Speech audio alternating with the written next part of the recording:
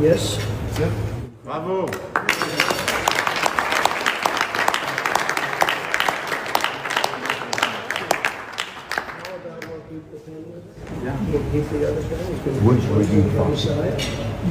Good job.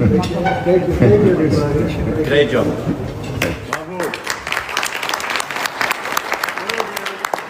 Trump, Iran, and Netanyahu, the deal that shocked the Middle East. For years, Donald Trump was viewed as one of Israel's strongest allies in Washington. During his political career, he repeatedly emphasized America's commitment to Israel's security, often presenting himself as the most pro-Israel president in modern U.S. history. That is why recent developments have surprised observers across the world. A new agreement between the United States and Iran has sparked intense debate, with supporters calling it a diplomatic breakthrough and critics describing it as strategic concession. More importantly, the deal has exposed growing differences between President Donald Trump and Israeli Prime Minister Benjamin Netanyahu over how the Iranian challenge should be handled. The question now being asked throughout the Middle East is simple. Has Trump chosen diplomacy where Netanyahu wanted continued pressure? A dramatic shift. For months, tensions between Iran, Israel, and the United States escalated to dangerous levels. Military confrontations expanded across the region. Missile exchanges, threats of retaliation, and fears of a wider war dominated international headlines. Many analysts believe that the crisis could eventually pull the entire Middle East into a large-scale conflict. At the center of the dispute stood Iran.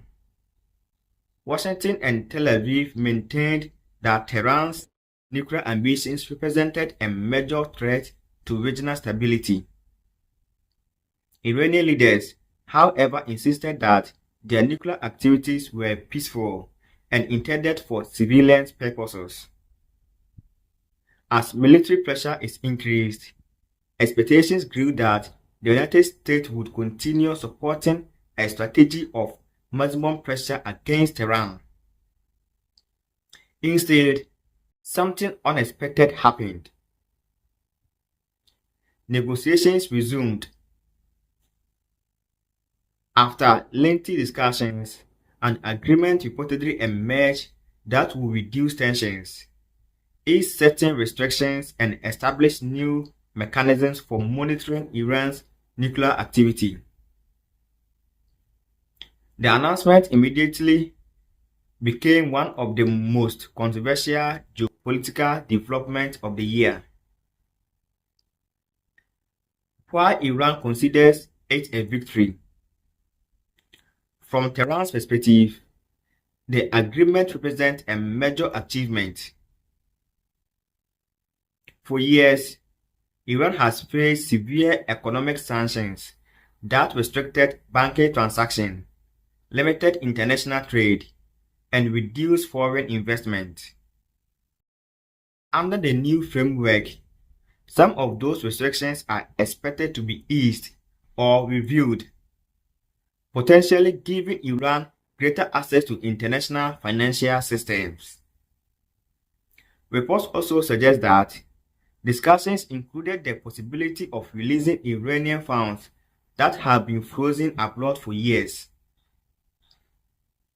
For ordinary Iranians, these measures could provide economic relief after a prolonged period of financial hardship. Supporters of the deal argue that diplomacy succeeded where military pressure failed. They claim that Iran maintained its core interest while avoiding a devastating regional war. As a result, many voices inside and outside Iran have portrayed the agreement as evidence that Tehran resisted pressure and ultimately secured a meaningful concession. Trump's calculation. From Trump's perspective, the situation appears more complicated The former president has repeatedly presented himself as a leader who prefers strength, but also seeks negotiated outcomes when they serve America's interest.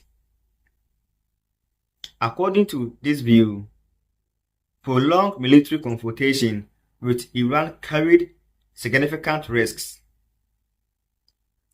The economic costs were rising. Energy markets were becoming unstable. Global investors were growing nervous. Any disruption around the Strait of Hormuz, a critical route for global oil shipment, had the potential to send energy prices soaring and damage economies worldwide. At the same time, military escalation carried the danger of drawing American forces into another costly Middle Eastern conflict. For Trump, reaching an agreement may have appeared preferable to managing an unpredictable and potentially endless confrontation. However, this calculation created a new challenge: Israel's position. Netanyahu's different vision. Prime Minister Benjamin Netanyahu has long maintained a much tougher stance toward Iran. For decades, he has argued that Iran's nuclear program poses an existential threat to Israel.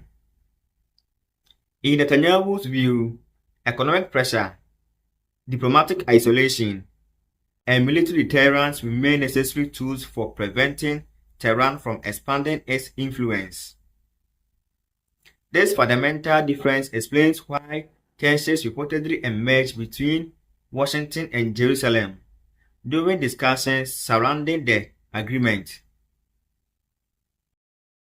While Trump appeared increasingly interested in finding a diplomatic exit, Benjamin Netanyahu continued emphasizing security concerns and the need to maintain pressure on Iran.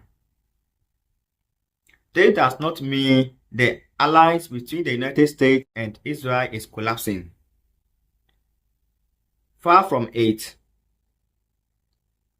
The relationship remains one of the strongest strategic partnerships in the world. But allies do not always agree on every issue. History shows that even close partners can have significant disagreement about how to achieve shared objectives. The public disagreement. What makes this episode particularly unusual is that some of these disagreements have become visible in public. Traditionally, differences between America and Israeli leaders are often discussed behind closed doors. This time, however, comments from both sides fueled speculation and genuine policy disagreement exist regarding the future direction of Middle Eastern diplomacy. Trump has repeatedly highlighted the extensive support that previous American administrations, including his own, have provided to Israel.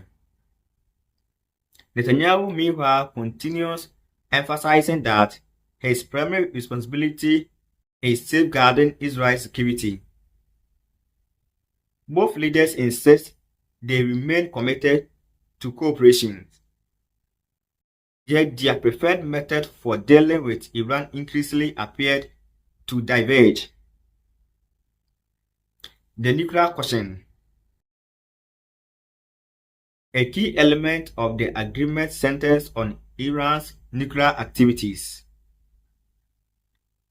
According to reports, Iran would continue affirming that it does not seek nuclear weapons while accepting enhanced monitoring measures involving international oversight. Supporters argue that inspections and verification mechanisms provide a more reliable way to prevent nuclear proliferation than military confrontation. Critics disagree.